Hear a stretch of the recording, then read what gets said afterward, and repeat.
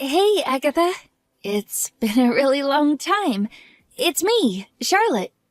What? Charlotte? Is that really you? My goodness, how many years has it been? I haven't heard from you at all since you left the orphanage and got married. You never even came back to see me. You had me worried. How are you? I'm okay. Well, actually, I'm not okay at all. Why not? What's wrong? Listen, Agatha, the thing is, I got kicked out of the house. What? Kicked out? I'm at the police station near the train station right now. They're letting me use one of their phone chargers. I was so desperate to contact you. I feel so embarrassed having to ask you this, but can I come back to the orphanage? I have nowhere to go after being kicked out. There's nowhere else I can stay, and no one else I can turn to. I don't even know where I'm gonna sleep tonight. Oh, Charlotte, you poor thing. Of course you can. I'll have someone come out to pick you up immediately. Just stay where you are, okay? Thank you so much. What exactly do you mean when you say you got kicked out? This is all such a shock. Were things not going well at home? What the devil happened? My husband Dexter and his parents used to be so unbelievably kind to me. I felt like the luckiest girl in the world to have such wonderful people in my life. Until we got married. When we did, he asked me to quit my job so I could stay at home and support him. It didn't sound so bad at the time, but he asked me to move in with him and his parents. And that was when everything changed. All of a sudden, his mom and dad, who up until then had been the kindest people I'd ever met, started treating me like dirt. It was like living with demons. They said I was obliged to be their family servant because they, to quote them, gave my miserable life meaning by adopting me. They forced me to work like a dog every single day from 3 a.m. in the morning to 12 midnight. I wasn't even allowed to take a break to sit down. All of my clothes and personal belongings from before I got married were either sold or thrown away. For no reason, I'd be ordered to get on my knees in front of them all of a sudden, and they'd all take turns yelling at me. If there was ever something they didn't like, they'd just throw away my food or personal belongings. If I ever complained, they'd yell at how I should just be grateful I'm not an orphan anymore. Oh my God, Charlotte. Today, Dexter brought home some young girl. What use are you if you can't even have kids? You're an abject failure, you barren wasteland of a woman. You had a duty to provide me with sons, how dare you? You ungrateful witch. We should have just left you in an orphanage. These were just some of the things he yelled at me in front of his new girlfriend. When he was done making me feel like I wanted to curl up and die, he told me they were getting married and ordered me to leave. He basically kicked me out with nothing but the clothes on my back. I lost 10 kilograms due to stress since I moved in with them. He rejected me every time I tried to go near him. I can't even look at you as a woman, you're hideous, was his usual reaction. Oh my God! I can't believe you went through all this. As if bullying and emotionally abusing you wasn't enough, he cheated on you as well? No way. Was the reason I didn't hear from you since you got married because they confiscated your cell phone? No. Ironically, my cell phone was the only thing I did keep. I hid it because I didn't want them to sell that too. You gave it to me as a present when I left the orphanage, and it was the only thing I had that reminded me of you. There was no way I was going to let them take it from me. I didn't have a charger, though. The reason I couldn't contact you all this time was because my battery was dead.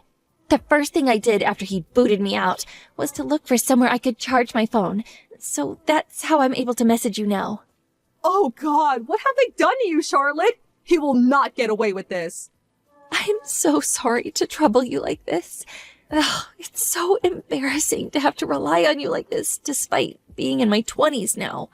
Even if it's just until I can find a new job and somewhere to live. Please, can I live at the orphanage again for a little while? I'll do chores, odd jobs, help look after the younger children, anything. Don't be so silly. You don't have anything to apologize for. I'll always see you as my own daughter, and you'll always be welcome at the orphanage. If you want to come home, you can come home whenever you want to. What kind of mother would I be if I said anything otherwise? Agatha. Whether you find yourself to live or not, you can stay for as many months or as many years as you like. This orphanage is your home. I'm an old dear, well into my 70s now, so it's probably more appropriate to call me your grandma than your mom. But I'll always be here for you, Charlotte. Never forget that. Thank you so much. I'll run you a nice hot bath and cook you some meatloaf and apple pie and custard. You only have one job when you get here, and that's to relax, unwind, and forget about all the horrible stuff you've been through. Leave the rest to me.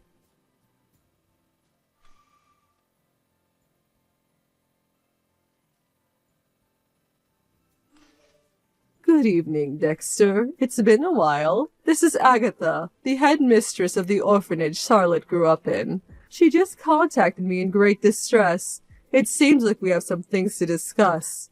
She told me everything about how you and your parents have been treating her like less than human, like your own personal slave since the moment you got married. On top of that, you cheated on her, brought your lover home, and kicked Charlotte out on the streets, didn't you? Tell me, did you ever think you were going to get away with such despicable behavior? It's obvious you've seen my messages. I can see the red marks, you know. If you can muster up the courage, you're free to respond at any time. Shut your mouth, you old hag! I don't know a frickin' thing about any of this crap. That psycho is just fantasizing. She's crazy, I tell you. You only have to look at her to see it's all true. She's emaciated and has huge bags under her eyes. She's in a constant state of anxiety and fear. All it takes is a door opening to make her jump out of her skin. How does that happen to a girl who was once so fit and healthy, so outgoing, vibrant, and bubbly? She was a picture of health when she left the orphanage. She barely weighs 40 kilograms now. Her clothes were all tattered and worn out, and she hardly even had any personal belongings. Like I told you, I don't know nothing about any of this. Anyway, even if I did do something to her, she was a miserable orphan, and me and my folks were kind enough to adopt her. Which means we can treat her however we goddamn want to. Excuse me? Are you being serious right now? Besides, what the heck does it have to do with you? You ain't Charlotte's mom, you ain't her gran. You're just some wrinkled-up old hag sat up on a high horse who thinks she can scare me.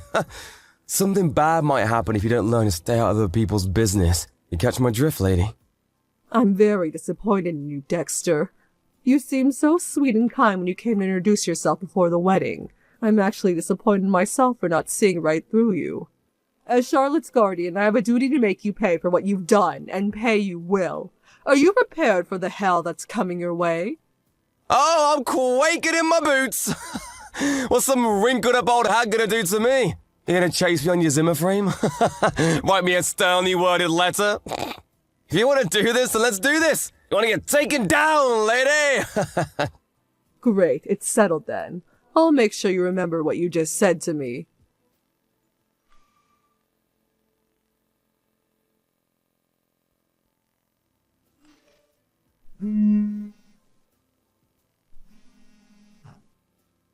Hey, Charlotte! What the hell did that old hag do? You got any idea how much trouble you're in, girl? You just goddamn wait! Answer me! I know you're looking. Good morning, Dexter. This is the old hag. What can I do for you? I ain't interested in talking to you, hag! Put me on to Charlotte now! Charlotte's been looking after the children right now, but even if she wasn't busy, I wouldn't let you speak to her in a million years. What do you want? Make it quick. You seem to be in quite the panic. Anyone would think you received a court summons or something. Aha! I knew it was you! You're gonna pay for this, mark my words, hag! The heck are you two trying to pull? You're dragging me into court like some criminal! On what charges? I ain't done nothing! It was patently obvious Charlotte was going to take you to court after the way you behaved. You've been summoned to take part in the divorce mediation on countless occasions by now. But you ignored the call every single time. You didn't show up to even a single meeting, did you?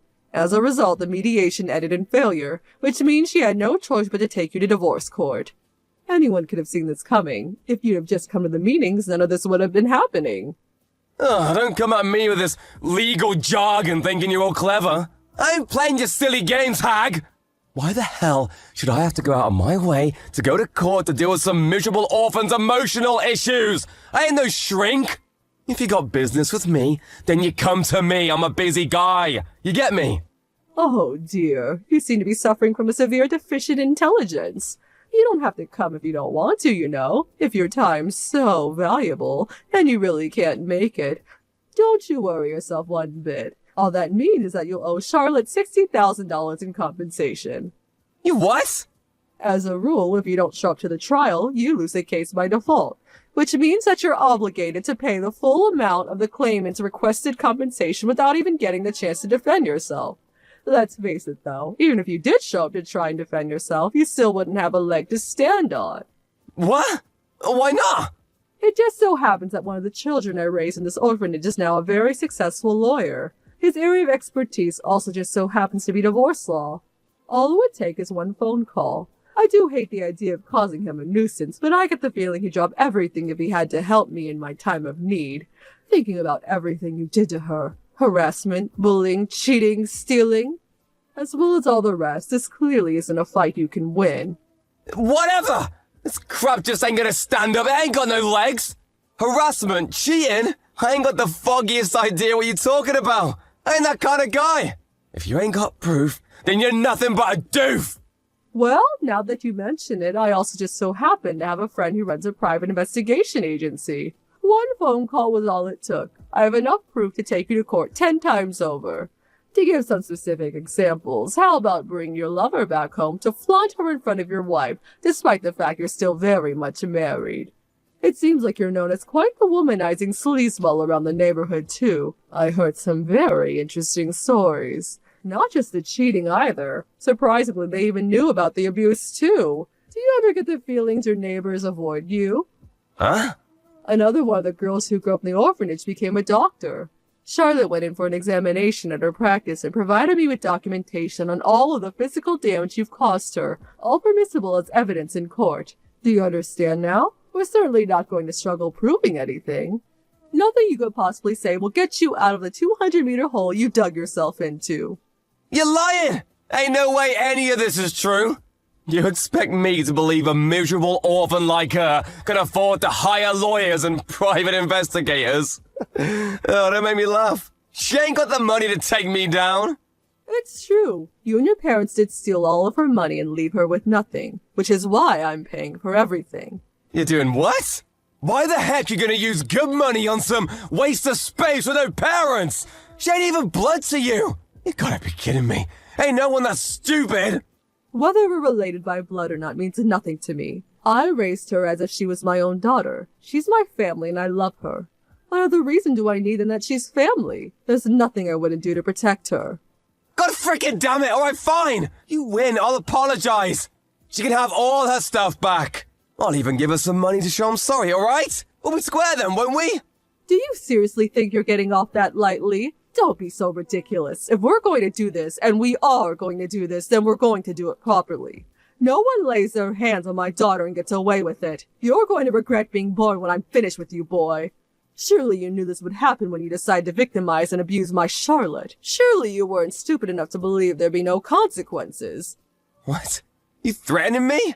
I might not look much, but believe it or not, I used to be the CEO of a major company. My son took over when I retired, and he's running the show these days. I still talk to him regularly when he needs help with management-related things. I'm kind of like his personal advisor. So what? You think I care about some crappy company? Did you know that crappy company is your company's biggest client? Say what? I made a few recommendations to my son at the time you two got married, after I found out you worked in the same industry as us. As a result, he turned down some very generous offers from other companies in favor of establishing a major trading contract with yours. At the time, I thought I was doing a good thing by making a gesture towards my son-in-law, but clearly I made a mistake. I think it's time my son terminated the contract. It's not like it was ever a particularly profitable contract for us, and to be honest, I regret allowing my personal affairs to get mixed up with my professional life. Wait, what? What? Don't get too excited yet, I'm not finished. Next, there's the company your dad works at. Another one of the boys who grew up in my orphanage happens to be the CEO of his company's parent company. Well, I say boy, but he's 50 now. No, wait! You get after my freaking dad now? No, wait, you can't! Oh, one more thing. You and your parents rent your house, don't you? You're not going to believe this. The coincidences are almost piling up too high now. But I also happen to be friends with a major real estate magnate. And you'll never guess whose house he owns. Yep, I could even make the phone call this evening. Which angle do you think we should go for? Refusal to renew? Mandatory eviction? Can you imagine if I made phone calls to all of my friends about you? Can you imagine how far you'd fall? I'm thinking you hit rock bottom before you even realized what was going on. Oh my God, don't! Don't, please! Let me spell it out. If I do decide to take revenge on you, you will lose all that you hold dear. You'll be lucky if you even get to keep the clothes on your back. Your blood will run cold with terror and you will be plunged into the depths of despair, hopelessness, and suffering. Doesn't that sound nice? Please, I'm sorry. I'm so sorry, I mean it! Don't you think you're apologizing to the wrong person? And by text, really? Don't you think it'd be more appropriate to get yourself down here and beg for forgiveness on your hands and knees? Yeah, you're right. I'm so sorry. I promise I ain't ever gonna do anything like this again. I never thought it would come to this. Your luck ran out when you made the fatal error of taking me for some harmless old woman. I'm not trying to brag, but I have friends in high places. Exterminating a wretched little worm like you would be child's play. I'm so sorry, really. I'm so sorry. Please don't do it. We'll be continuing this conversation in court through our lawyers. Goodbye.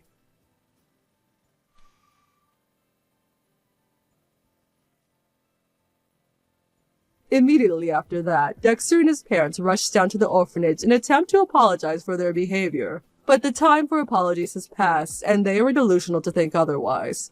I told them they could apologize in court and sent them on their way. They would accept it and sat down on the floor outside the orphanage like petulant children, leaving me with no choice but to call the police.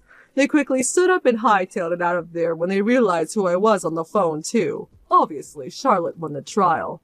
Dexter and his lover were ordered to pay a combined total of $75,000 in compensation. In order to come with the money, he and his parents were forced to move out of the house and sell all of their personal belongings. To add insult to injury, his lover, furious about being dragged into such a catastrophic situation, broke up with him no sooner than the trial was over. Now, last I heard, Dexter and his parents are living in an apartment so cramped and tiny they're like rats huddled together in a cage.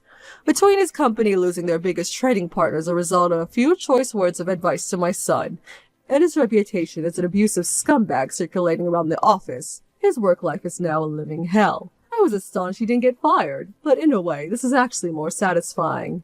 He deserves everything he gets, so I can't say I feel bad for him. Charlotte's gradually returning to her old, vibrant, bubbly self while living at the orphanage.